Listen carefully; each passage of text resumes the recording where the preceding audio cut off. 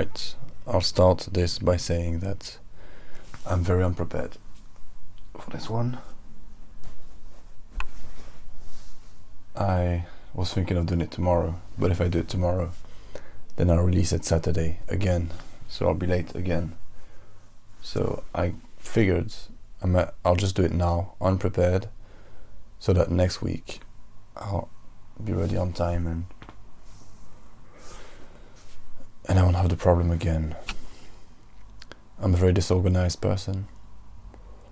6 weeks in, and I'm already missing the kind of day I had planned on publishing the video on. So one idea I had previously was to talk about Echoes, a film I've been working on, a screenplay. I have the outline somewhere, but the outline, I would say that the outline is it's not good enough to share yet. Therefore, I have to talk about something else. What day is it? Because usually the plan is to record these on Sunday, right? On Sunday or Monday, so that it's the end of the week and I can reflect on the previous week. But right now it's the middle of the week. Nothing has happened really. Trying to think. Went out with some colleagues from work this weekend, and I decided it would be my last time. So no more booze for me. No more going out at night and coming home early in the morning and just sleeping all day, because that's just a big waste of time.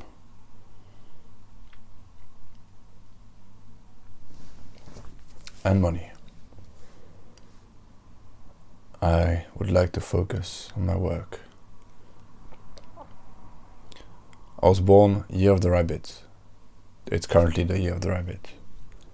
And I read a quote recently, I think by Confucius, doesn't matter. The man who chases 2 rabbits catches neither.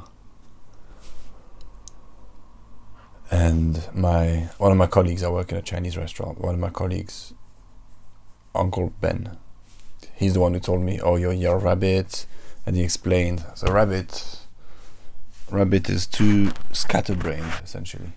Rabbit is scatterbrained. I don't believe in horoscopes and all these different things, oracles. I don't believe in these. Nonetheless, I am very scatterbrained. I'm the rabbit who's chasing too many rabbits and catching nothing. I need water. Wait.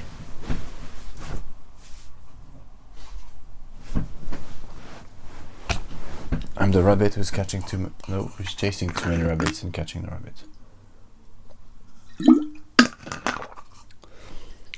I have a website. I carry my QR code everywhere of my website. Hasn't been much use, but one day. And on my website, the first page is for short films. That's my main goal in life, is to make movies. Short films. Then there's graphic design, photography, music videos, paperback, illustrations. Can I ever be successful at anything if my mind is so dispersed? But the thing is, in a weird way, it doesn't feel, I couldn't just do one of these. They all feel important. How do I say this?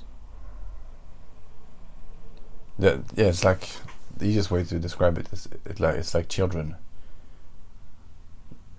You usually, when you ask parents, if you were to ask this crazy question to a parent, or which one is your favorite, or which if you had to if you had to lose one, which one would it be? Or same if I talk about your senses.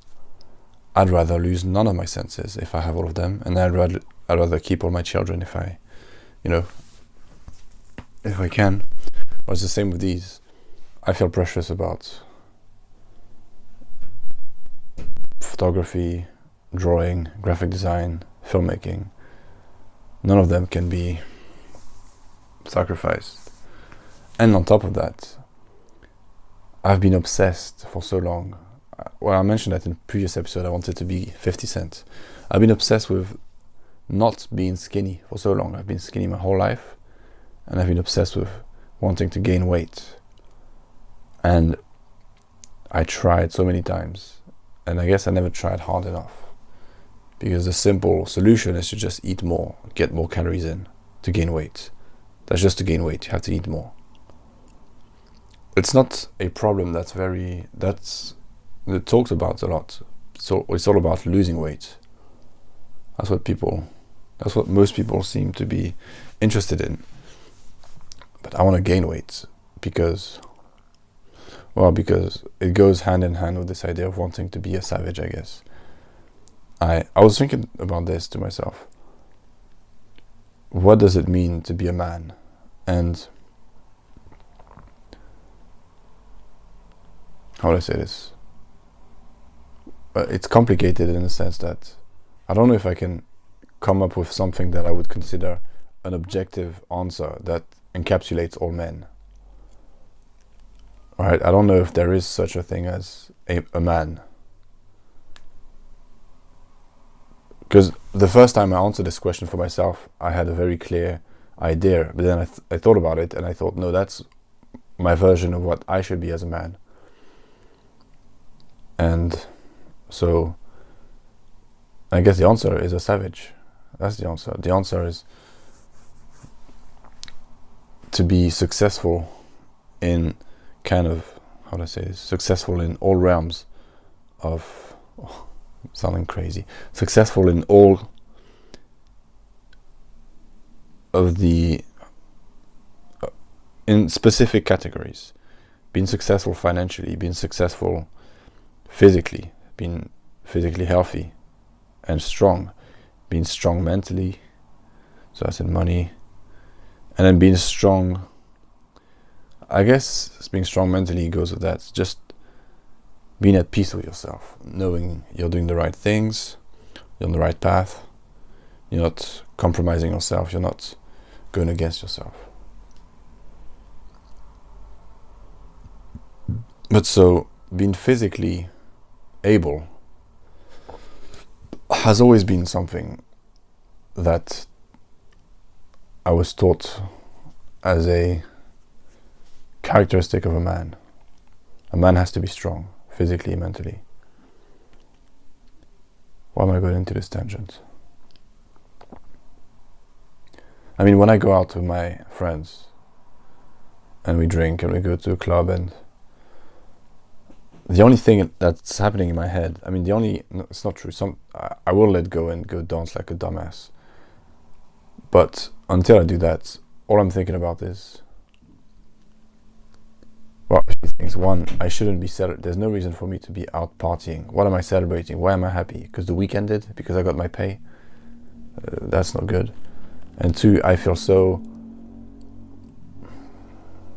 just reminded that I am a scrub, a pan scraper, a brokey. That's what I'm reminded of. That I have to be careful how much money I spend, that I have to get the bus home afterwards. And sure, people have it worse, but I don't give a fuck. I hate this. Oh, you should think about some people on the street right now. They're homeless. Some people are on a yacht right now. Some people are in a mansion, right? I don't want to think about people who have it worse than me. I get the idea. Fucking hell. Okay. I get the thinking behind it, but some people have it better than me. That's what I'm focusing on. I should have it better than me, is my point. So yeah, going out, I'm just reminded in multiple ways of the fact that I am not who I want to be. I'm not where I want to be, and I feel like, especially the last time I went out, this Sunday, just this feeling that okay, I absolutely need to not do that again and to focus. I don't remember who recently was. I heard a quote. Apparently, it's from Abraham Lincoln. If I had 6 hours to cut down a tree, I would spend the first 5 hours sharpening my blade. I don't think it was my knife, because that would be pretty difficult. What is it? My axe. Yes. I'll spend the first 5 hours sharpening my axe. Right? And that's what I need to be doing. Sharpening my small axe instead of what I'm currently doing. I need to stop chasing so many rabbits. And it goes hand in hand with the idea, right, of Alex Hormozy, the season of saying no. Just say no. I need to say no to that, amongst other things. Apparently, when you talk to people about an idea you have, I think it releases a similar, what would be it, hormone, whatever. It releases something similar in your brain as when you actually complete the idea, or it actually, there is something very satisfying about just talking about an idea. And that's why people say you shouldn't talk about your ideas until you've done them, because then you'll never do them, right? You'll jinx yourself. That's something I've heard a lot. And I remember I had a friend, and we'd call and just talk for hours about the projects we're working on. And every time we called, I was working on a different project, always just moving on to the next, just never finishing. And so I'm definitely that person chasing too many rabbits. And fuck, there's a reason I was going there.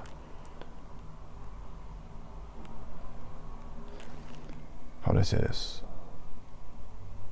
But so yeah, kind of doing your thing without sharing with people is something that's encouraged, to actually focus on it. And I just think historically I have been very happy about sharing my ideas, but historically I haven't really completed much work in my life. So it would make sense that perhaps one thing I should change is to not be so open about sharing my projects, because it seems that doesn't do any good, if that makes sense. But at the moment, I would say I'm in the best place I've ever been in my life, currently. In terms of building good, positive habits, doing the right choices, making the right choices. I would say I'm in the best place I've ever been in my life. And I remember a few years ago when I had to look at my past self to feel like that was the best place I was and the best version of me. It feels good to feel like now I'm on a good trajectory and I'm my best self. And so 3 things I had mentioned a couple episodes ago, like my three how do you call them, distractions. So one I had completely eliminated, and I still have, pornography. And then there was mindless entertainment and sugar. And it's been a few days that I haven't bought those horrible chocolate bars or any kind of sweets. And I haven't really eaten much either. It's been a few days. I just think about just giving up pornography and how one day without porn, and 2 days, and it's like, it's so strange because it seems so easy, and then you get those kind of urges and it's hard, and then it's easy and it's hard, and then you get to a point where you can't see yourself being that version of yourself. Like, you can't see yourself being so pathetic that you can't control yourself and not watch porn. Like, you get to a point where you're like, yeah, I don't feel like watching. Like, you can see that it's negative. I'm not there with sugar yet. I'm not there completely detached of this kind of version of myself. But it's been a few days, and the problem with sugar is it doesn't make me feel pathetic. So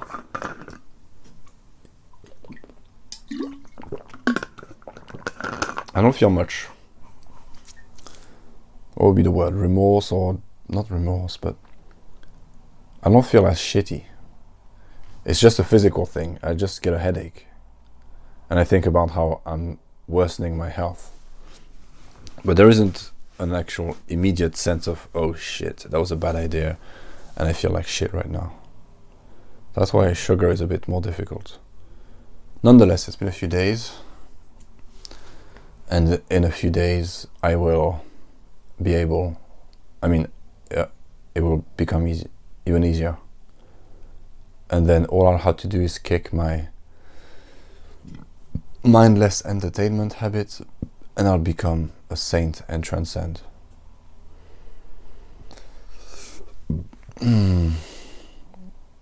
But so, these are some of the things I've struggled with for most of my life.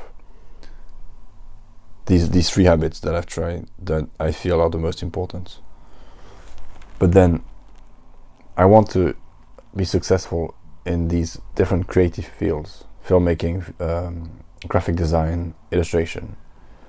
And it's also very important for me to gain weight. As stupid as that sounds, it sounds stupid because it's like, what, I want to be a beefy waiter. I want to be a waiter that looks like they go to the gym. Is that my goal in life? No. And one other excuse I would always give myself is, I've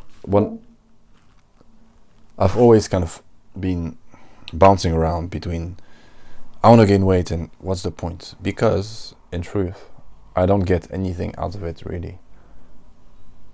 Like, I don't need to gain weight for any reason, and my job as a waiter is to walk around for 7 hours.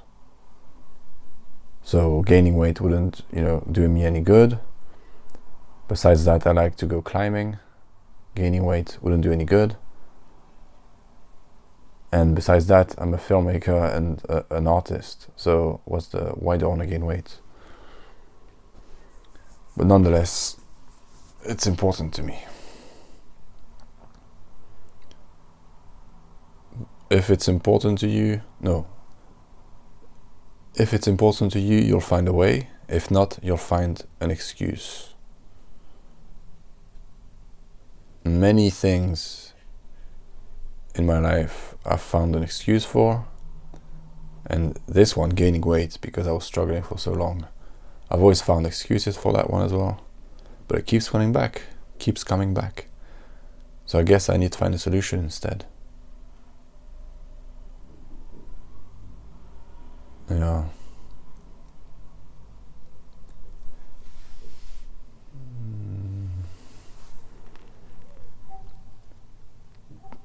It's the same with everything really. Having to assess if it's something worth finding a solution for or letting go. And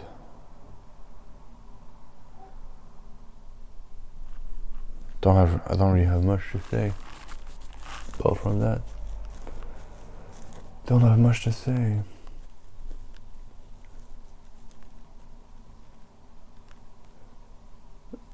This here is a sort of a performance. This thing here. A sort of a performance. And how do I say this? So I've mentioned before that I like Orson Welles. I like how he speaks, and I watch his videos without speeding them up to get the full experience, so to speak. And I also like how other people speak, people who speak faster, people who have different styles. And slow doesn't necessarily mean good, or fast doesn't necessarily mean good. For example, Johnny Depp speaks quite slowly, and I don't really like the way he speaks. I mean, in the Amber Heard trial, that was, yes, his delivery was great. I watched it sped up though. Actually, that's the tale, I would say. People who speak slow, if I speed them up, then that means that I don't like their delivery so much. And it was so many hours of footage as well, that trial. But I speed him up. Orson Welles, I don't. My point is, so I have these different people that I'm inspired by in terms of their vocal delivery, their delivery, the way they speak. But I like people who speak slowly, and I like people who speak fast. So which ones am I supposed to emulate? Which direction to take? I suppose at my age, at 24, you're expected to, you can't speak like Orson Welles. You can't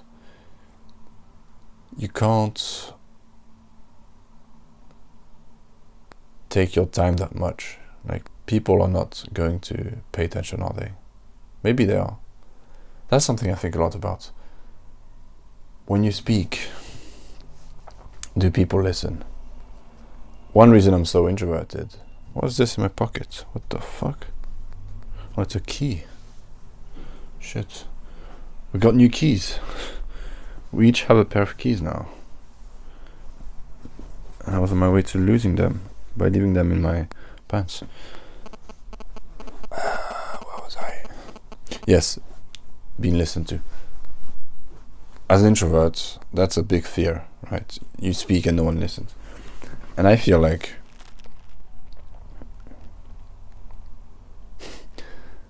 tangents. If you've seen the documentary on Michael Jordan, The Last Dance, one of the memes that came out of this was this idea of, and that's when I took it personally. It's funny, I had a lecturer at uni who would always say ultimately, and so we started saying it as a joke, and he didn't know. It's funny when people have these, I don't know, not necessarily tick, just things, because we all have these, but when they're so obvious, like using the word ultimately. I have them as well, I'm sure. Some of them I know, trying to work on.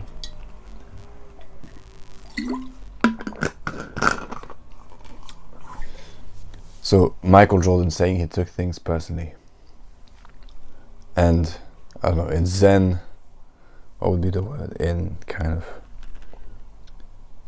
Zen philosophy, and these types of philosophy of letting go, right? Or, I suppose it's just a universal philosophy that exists in many different places around the world. Just letting go, right? How important that is. The ability to let go of anything. So letting go means not taking things personally, because your perception shapes your world. If something happens to you and you decide it's positive, I'm not saying that's easy, but if you train yourself and you are able to do that, then no wrong can happen to you, right? If you're always going to be positive. And I would say that I'm relatively smart. Like, I'm not, it's a weird thing to say, right? Like, in school I've always been above average in terms of my abilities in terms of tests of intelligence. for the most part, yeah. So, which leads me to believe that I am above average in intelligence, which I might be wrong, you know. But I feel like I'm reasonably smart, and I understand concepts and ideas, like letting go. Letting go is such a powerful thing. Not taking things personal, letting go. Because if you let go, right, let's speak spiritually. Like, if you let go, how can it hurt you, right? If you decide that, how can I make a good little hipstery analogy? I don't know. Well, that song by Erykah Badu, "Bag lady, you're gonna hurt your back," right? If you carry all your shit on your back, you're gonna hurt your back. You can just let go, right? It's that simple. Just let go, right? We all know this. I know this, and I've known this for a long time. So I feel like I'm intelligent enough to understand what it means, but I'm completely unable to apply it, right? That's useless. I know, right? I know I shouldn't let myself get distracted. I should just focus. If I focus for even a few weeks, I'll see so much improvement. I know this. I know I should just let go. But on the other hand, you look at people like Michael Jordan and people who seem to be people who are successful. And it seems like the inability to let go is also a powerful. It's a powerful force. It's a powerful driving force. It's a powerful driving force. And me, I am someone who takes things personal. Very much so. Everything. Every single little slight. And I will not a lot of the time. Sometimes I will be able to just step back and tell myself, oh, it's not personal. Just let it go. Sometimes I'll be able to. But a lot of the time I can't. And that's a bad thing, because these things frustrate me. They stress, and as a result they stress me out, and stress is bad for you, right? But they motivate me at the same time.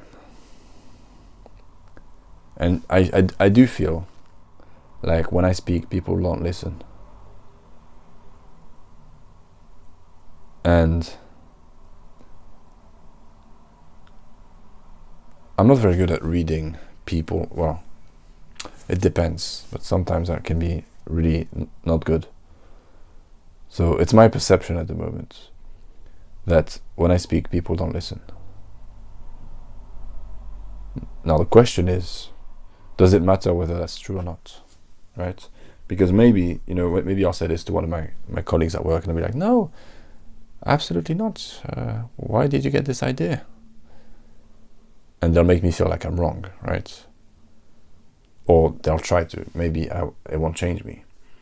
But if I feel that way, what I'm supposed to do, which the negative thing about taking things personal is if you it just eats at you and you feel shit about yourself. But what I'm thinking is, I feel that way, whether it's true or not, if I improve. And what do I have to improve for people to listen to me? I don't know. But if I work on myself, because there are people who, there are so many people who have, I guess the word is charisma. I guess it's that simple. Yeah, when the people have charisma, you listen to them. But we all know people who are able to they just have that thing about them. They speak and people listen, right? And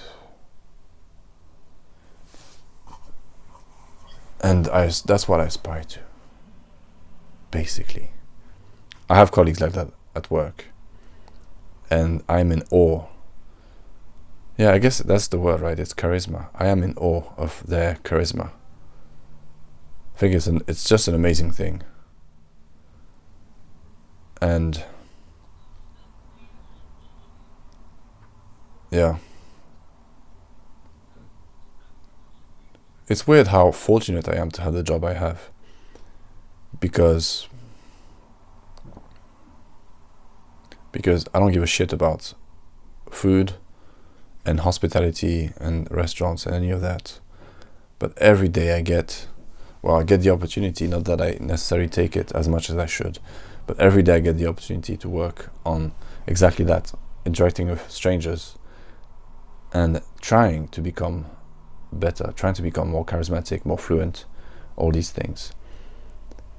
And on one side, I think about how much I've changed since I've started working there and improved. And constantly, like monthly, improving and improving and improving. Even though sometimes it was quite slow, how would I say this?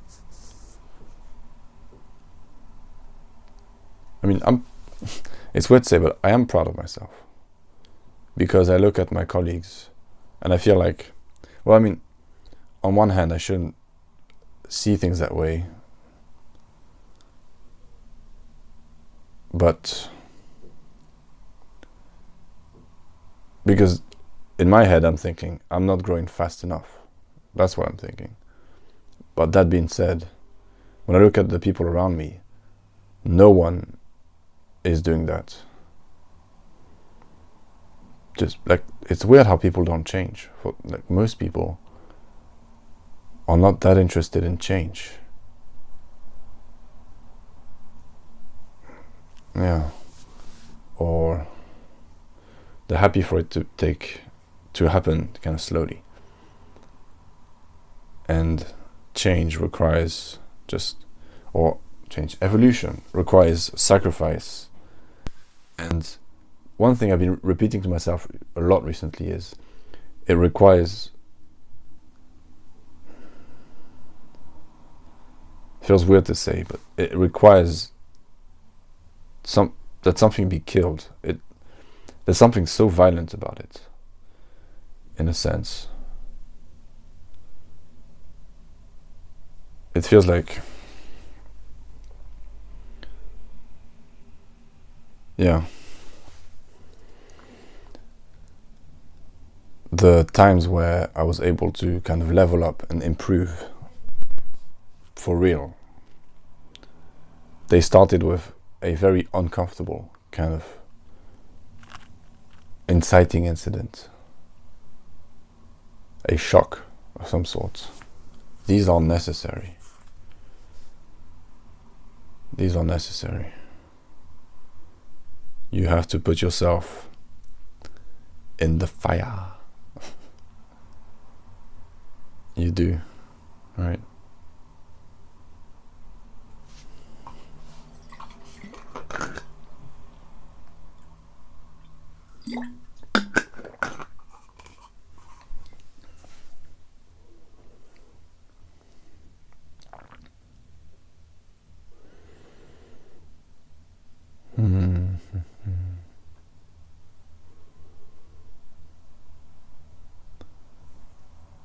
There's now 2 colleagues I'm thinking of interviewing. Still, I have to figure out how it would be set up. One idea I had was that I be behind the person being interviewed, which would be so weird, right? Like persona, because there's only so many ways one can shoot an interview. I'm not saying it's never been done, but I've never seen an interview where the interviewer is sat behind the interviewee. I suppose it would be quite uncomfortable for both of us, really. But it would allow me to keep the exact same visual setup as I have here, right? So I'm thinking of doing that. So there's Juvie, who's the only one at work who knows about my podcast, and possibly in the entire world, in terms of people that I know. And then there's Abby. I'd like to interview him, because we talk a lot about films and series. He's an avid moviegoer and series watcher. So I'm thinking of, talking to him and talking about movies.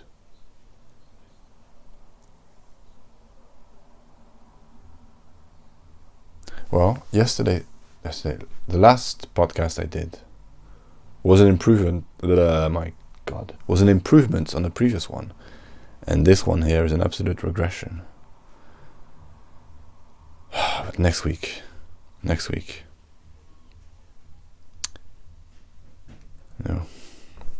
you win some, you lose some. Actually, so Sunday when we went to Abby's place first to meet up with everyone, and he has a scaffolding on the outside of his building, and I used it to climb to the 4th floor to climb the ladders. Not much climbing involved. And then I got to the roof, and there were people there. Marcus, Harry, Isabel, I think, and another guy who shall be named Chef, because I don't remember his name, but he's a chef. And he started his own restaurant, which focuses on mushrooms, which is funny because I just finished the series Beef. And I'm pretty sure at some point there's a tasting where, oh my God, what's her name? Well, the main character, the female, who owns Courthouse. She goes to do a fancy tasting, and it's all about mushrooms. Anyways, these people were on the roof. Got to have a look at the view. Then I went down to tell my friends to climb up to join them, but they were not interested, which is a shame. They seem like cool people, and now I'll probably never meet them again. And then at the end of the night, when we were heading home around 3 a.m., when I don't sleep at night, when I'm fully alert continuously at night, then around 3 a.m. I get this boost of energy, which I don't know, maybe that's just, I think that might be, my brother gets that as well. There's a kind of euphoria to it. And so I started just running on the streets, climbing trees and bus stops.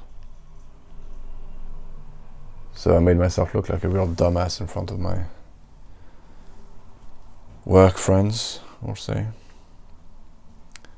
Fucking monkey. But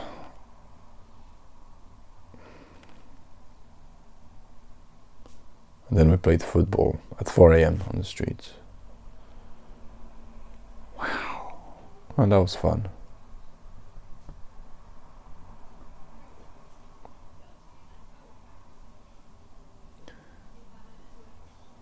Also, I have a crippling chess addiction now.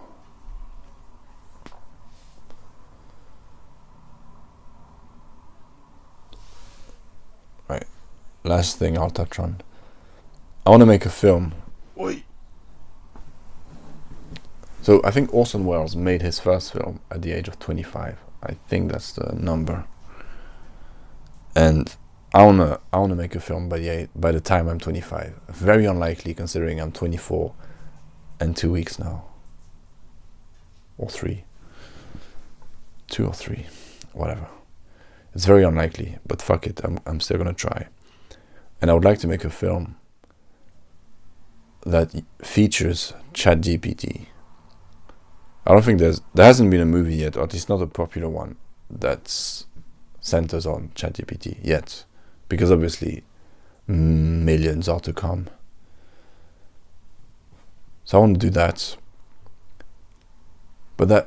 So if I want to make a movie, I mean, it seems like in a weird way, the easiest way would be for me to star in it. Star sounds fancy. For me to be the main actor, because I'm always available. Actors are hard to find. And if I just write the script in a way where I don't have to do much acting. So I'm thinking of merging, trying to do as little acting as possible, basically. If it's a one actor thing, then I might, I can get away with not trying to act too much. acting has always been something so embarrassing for me, but I'm attracted to it. So I'll give it a go. And I won't say too much, but I will make a film on that. Oh gee, fucking scared me. A film that features ChatGPT. This fucking guy. So I'm playing these daily games where you have 24 hours per move. I'm playing a few at once. And I played this French guy. I'm French. He's rated a bit higher than me. And the first game I blundered my bishop. And then that was the beginning of the end. And I ended up losing. And then he asked me for a rematch. Usually when you lose, you ask for a rematch. But he was happy he'd won. I don't know. I'm happy he asked me for a rematch. Because in the second game, I was crushing him. I missed mate in 2. When I look back at the analysis, I missed mate in 2 towards the end. And then I had a queen and a rook. And he only had a queen. And had 3 pawns. And he had 3 pawns, I think. And I had put him in a very bad position. Oh, and I had a bishop. No, a queen and a bishop I had. And he had just a queen at the end. And then I made the one move. Just a terrible move. And he back-ranked. He back-rank mated me with his queen. When he had nothing. He was finished. And that pissed me off so bad. And that happened because I'm playing, 15 games at once. And I'm playing whilst I'm at work. Just when no one's watching, I just look at my phone for a second and play a move. And that's stupid because the point is you have 24 hours so you can take your time. And so I think I lost 2 games like that. 2 games I was up. I lost by making a dumb blunder. Well, 3. 2 to the same guy and another one at the same time. And so when I started playing daily, I went on an 18 game winning streak. And then recently I was on a 9 game losing streak. Focus. Oh yeah, I need to find a title for this thing, right? I'm thinking, the rabbit who chases too many rabbits catches no rabbits. Something like that. Some people don't understand what I just did. The rabbit who chases too many rabbits catches no rabbits.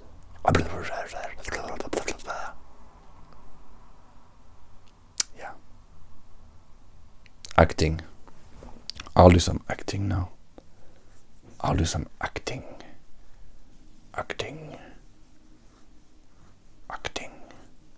Like I thought about how anyone who sees this, you can't fact check anything I say. Like maybe I'm lying about maybe I'm just making it all up. And so I thought about doing that, just making it all up. Make more exciting episodes. Oh fuck, I went to the club Sunday and someone got stabbed. And so I was like pressuring his wound so that the blood didn't, I could just be making shit up. Thought about that. I thought about, playing a character. Like speaking differently from how I normally speak. Just doing it different. Yo. J'ai fait sauce tomate et mince avec des pâtes. Tu les fais réchauffer ou pas avec? T'avais fait de protéines? On fait jamais les protéines quand on fait ça. Comment? On fait jamais les protéines sur le côté quand on fait des minces. Ah, t'as fait des minces? Bah c'est des protéines les minces. Ouais. Ah, je m'as pas fait mes 2 saumons? Ah, faut y aller, Non, j'ai juste mangé mes œufs. Okay. C'est déjà prêt les minces?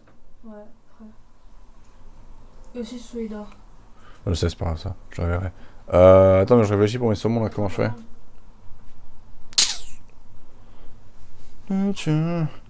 Hey now, virtual insanity.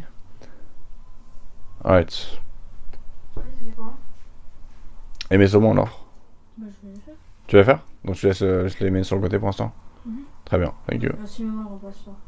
Alors pas la soir. Non. Non, je sais. Cool.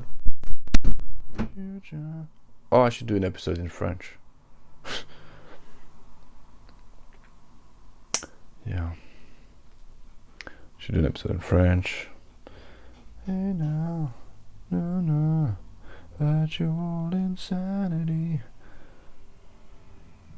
On that note, thank you and goodbye. See you next week. Wait. Oh, yeah, it's here.